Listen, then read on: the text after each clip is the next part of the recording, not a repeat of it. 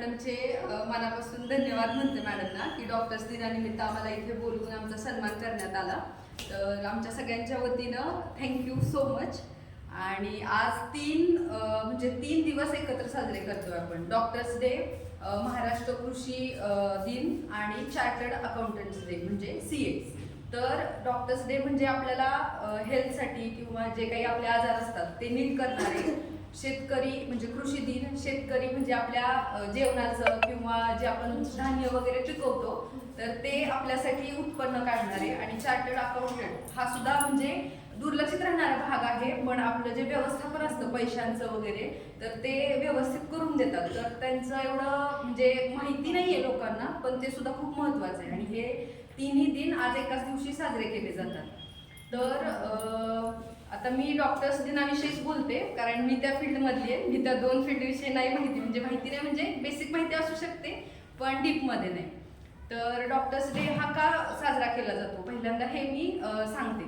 तर डॉक्टर बिपिन चंद्र रॉय हे बंगालचे माजी मुख्यमंत्री होते. तर त्यांचा जन्मदिन आणि मृत्यूदिन हा 1 जुलै हाच आहे. म्हणजे त्यांचा जन्म पण 1 जुलैला झाला 1882 साली, आणि मृत्यू 1 जुलै 1972 रोजी झाला.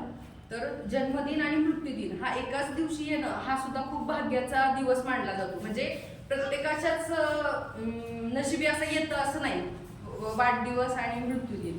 तर हा दिन त्यांचाच जन्मदिन किंवा मृत्यूदिन का म्हणून साजरा करण्यात आला, कारण त्यांनी जे TBचे रुग्ण आहेत त्यांच्यासाठी खूप मोठं कार्य केलं होतं. त्यांनी संस्था स्थापन केली त्यांच्यासाठी, म्हणजे त्यांचं खूप मोठं योगदान होतं.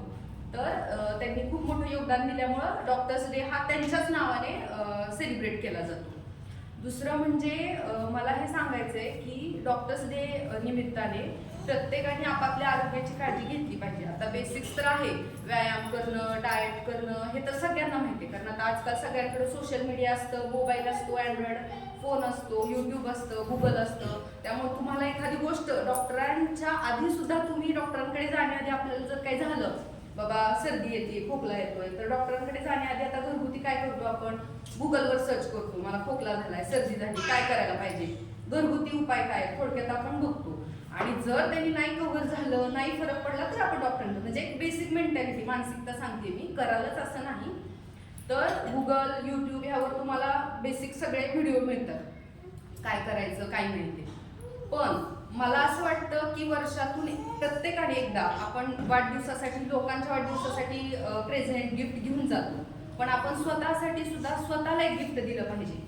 आपण बाकीच्या त्या गिफ्टमध्ये काही येऊ शकतं, साडी येणार, पर्स येणार, ज्वेलरी येणार, काही येणार, पण ते किरकोळ, म्हणजे आपल्या आरोग्यापेक्षा नक्कीच त्याची किंमत कमी आहे. तर आरोग्यासाठी महत्त्वपूर्ण अशी गोष्ट म्हणजे मला असं पर्सनली वाटतं की आपण वर्षातून एकदा आपला वाढदिवस येतो, तर त्या दिवशी आपण स्वतःला एक गिफ्ट म्हणून आपल्या आरोग्याची, म्हणजे टोटल जी आपलं चेकअप असतं, बॉडी चेकअप म्हणा किंवा ब्लड टेस्ट असतात, ज्यातून आपले बरेचसे आजार लक्षणं दिसत नसताना सुद्धा असू शकतात, ते आपल्याला त्या टेस्टमधून समोर येतात. कारण हा माझा स्वतःचा वैयक्तिक एक्सपिरियन्स आहे. माझ्या घरात आता बरेच, म्हणजे मी आता एक्झॅक्टली नाही सांगू शकत, कोणाचं नाव नाही घेऊ शकत, पण असं झालंय की लक्षणं काही दिसत नसतात, पण तरी सुद्धा त्यांना BP असू शकतो, हायपर टेन्शन म्हणा किंवा शुगर, असे जे जे डिसीज आहेत, जे रोग आहेत, त्याची लक्षणं तुम्हाला काहीच दिसू शकत नाही, येणं वगैरे, असं एक बेसिक सांगते मी, तेच असं धरून नाही बसत आहे, पण असे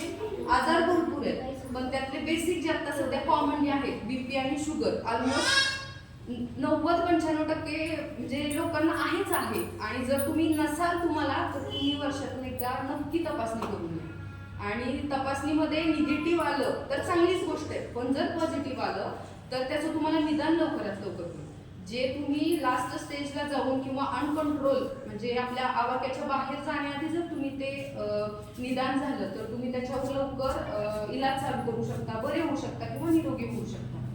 तर दरवर्षी आपल्या वाढदिवसाला आपण स्वतःला गिफ्ट द्यायचं, कोणाकडून अपेक्षा करायची नाही. कमीत कमी या गिफ्टची साडी आणेल नवरा, ज्वेलरी आणेल, फिरायला नेईल, हॉटेलमध्ये नेईल, ह्या कॉमन आणि बेसिक गरज आहेत, ते सगळेजण करतातच. पण नाही, ते सोडून आपल्या आरोग्याची तपासणी करणं किंवा आपल्या रक्ताची तपासणी, BP म्हणा, शुगर म्हणा, किंवा अजून व्हिटॅमिनच्या ज्या टेस्ट असतात, तुमच्यामध्ये व्हिटॅमिन कोणतं कमी, अशा बऱ्याच टेस्ट आहेत.